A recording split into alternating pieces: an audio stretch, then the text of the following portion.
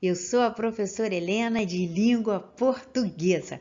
Sou morena, de estatura mediana, tenho os cabelos castanhos, cacheados, compridos e volumosos. Estou usando hoje uma blusa mostarda. E tenho uma pergunta para fazer para você. Você gosta de ler histórias em quadrinhos? Eu gosto muito. Já pensou em usar a sua criatividade para produzir uma? Quer fazer, mas não sabe como? Vem comigo que eu ensino você.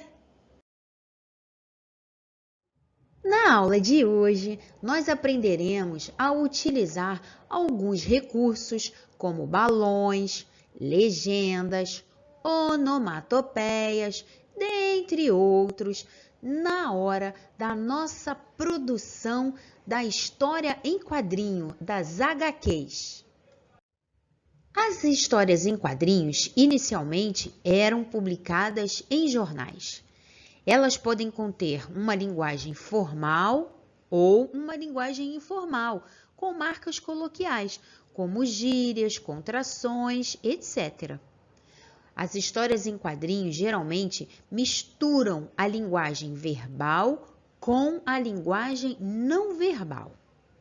Em relação ao conteúdo, elas podem ser humorística, satírica, de cunho social ou político. As histórias em quadrinhos são textos do gênero narrativo e, por isso, nelas nós encontramos os elementos da narrativa, como, por exemplo, os personagens, o espaço e etc. A história que é narrada nesse gênero está organizada em cenas, ou seja, em quadrinhos.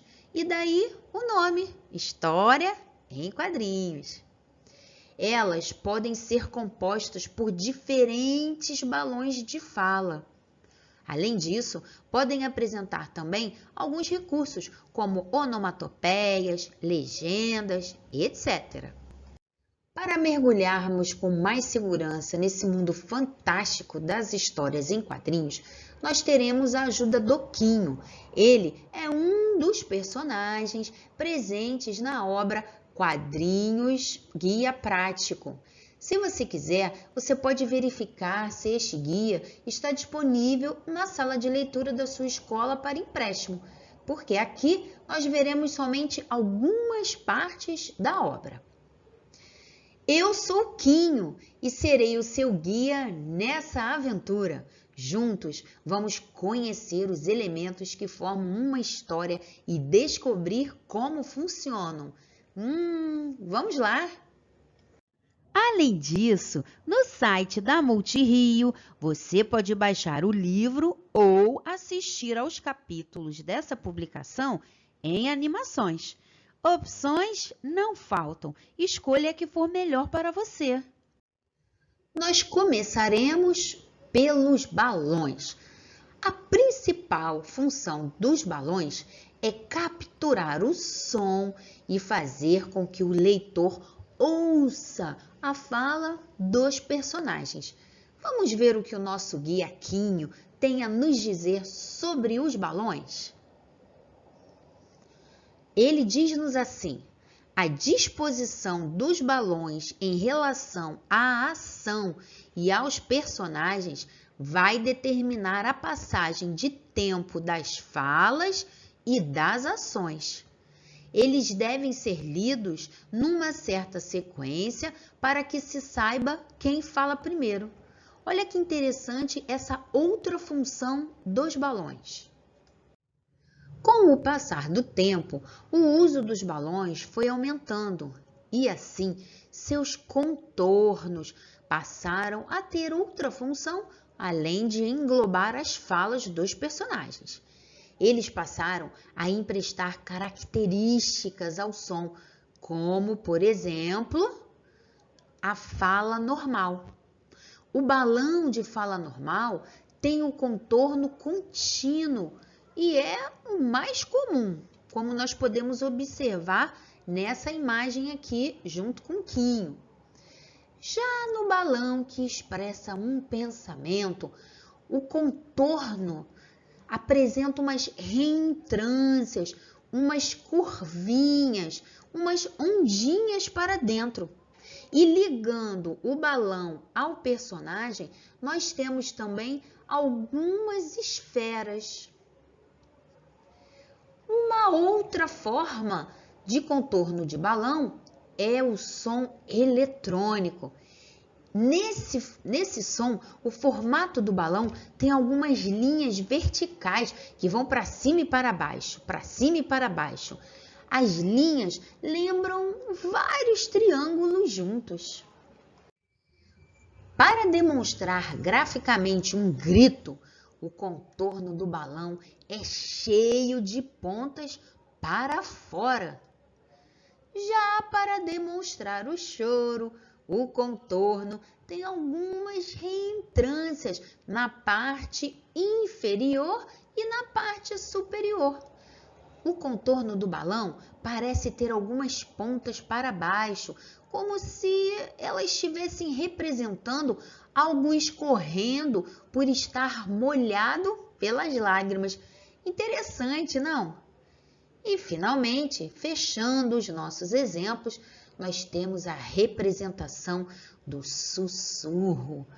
Nessa situação, o contorno do balão é feito com linhas pontilhadas. Muito interessante como um simples contorno pode representar tantos estados e tantas emoções dos personagens. Você não acha? Na parte de recursos gráficos, nós iremos nos deter aos recursos usados nas letras. No mundo da produção de HQs, o traçado das letras e os critérios para usá-las é chamado de letramento. O traçado das letras e os critérios para usá-las variam de acordo com a necessidade da narrativa que você estiver produzindo. Então, por exemplo, se você quiser sugerir um clima emocional, você pode usar cores claras, como esse azul clarinho que está nesse exemplo. Era uma noite úmida. Se você quiser representar um som forte, você pode utilizar as letras todas em caixa alta, ou seja, as letras todas em maiúscula. E elas também podem estar escritas em uma cor mais vibrante, como no exemplo, que está escrito em uma tonalidade amarela. Mas também as letras podem simplesmente auxiliar no fluxo da sua narrativa. E, nesse caso, elas não transmitem necessariamente uma emoção. No geral, o uso das letras pode se unir à ação, auxiliando na construção da ambiência da sua narrativa. Assim, existem diversas possibilidades gráficas para representar a fala e representar os ruídos em uma HQ. E isso é um recurso que tem como objetivo aproximar o leitor do clima sonoro das histórias. Observe os formatos, as cores e até mesmo em como as letras estão organizadas. No quadrinho que trata para nós sobre o som, é como se as letras acompanhassem o barulho dos raios. Nesse caso, as letras funcionam como uma extensão da imagem. Olha quantos recursos interessantes você já tem para poder usar na sua produção. Agora, nós vamos aprender um pouquinho sobre os recursos gráficos. Recursos gráficos são aqueles usados pelo autor para chamar a atenção do leitor para determinadas partes presentes na história. Como exemplo de recursos gráficos, vamos à leitura dessa tirinha da Mafalda, para depois nós fazermos a análise do texto. Nessa tirinha, nós temos o pai da Mafalda e a Mafalda.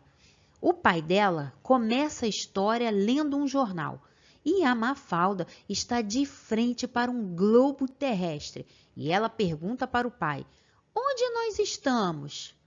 O pai levanta-se da cadeira e diz para ela: "Aqui, olha." e aponta para a nossa posição no globo terrestre. Ele retorna para a cadeira e volta à sua leitura.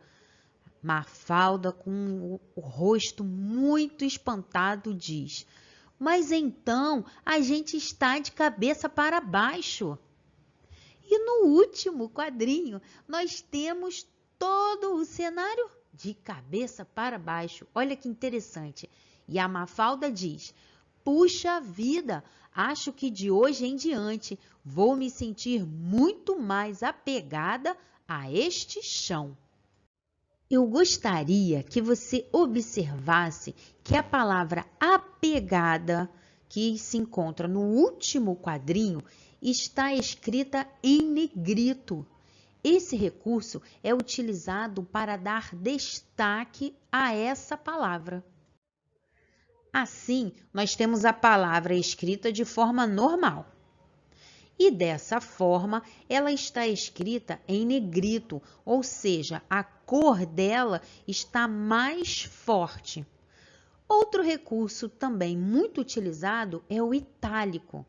E se nós escrevermos a palavra apegada em itálico, nós percebemos que a palavra vai ficar um pouquinho inclinada para a nossa direita. E nós percebemos que no último quadrinho, além do negrito, o autor também optou por colocar essa última cena da história de cabeça para baixo. Talvez ele tenha feito isso para que nós, leitores, acompanhássemos o movimento da personagem principal, Mafalda, que está se sentindo de cabeça para baixo. Agora nós passaremos ao estudo das onomatopeias. Elas são palavras que imitam os sons. Sejam eles sons da natureza, sons eletrônicos, sons mecânicos ou ainda ruídos fantásticos e imaginários. Como exemplo de uso prático das onomatopeias, vamos à leitura dessa história em quadrinhos. Aqui nós temos a Mafalda e o Felipe. Eles começam assim: "Upa, upa, eia, pocotó, pocotó, ô, quieto, shhh." No final, Mafalda diz: "Toma, não vejo nada de científico no teu jogo de xadrez." E o Felipe responde: "Mas me disseram que tinha." Observe que nos 3 primeiros quadrinhos há vários exemplos de onomatopeias. Você consegue perceber em qual situação nós usaríamos esses sons? Ah, muito bem! O último quadrinho nos dá uma ótima pista, porque nele a Mafalda está devolvendo uma peça de xadrez para seu amigo Felipe, e essa peça de xadrez é o cavalo. Você percebeu como você pode usar a onomatopeia a seu favor na sua produção? Nosso encontro está acabando e agora é a hora daquela revisão. Vamos lá? Na aula de hoje, nós aprendemos a produzir histórias em quadrinhos. Vimos algumas características desse gênero e alguns dos recursos gráficos que podem ser utilizados no momento da nossa produção.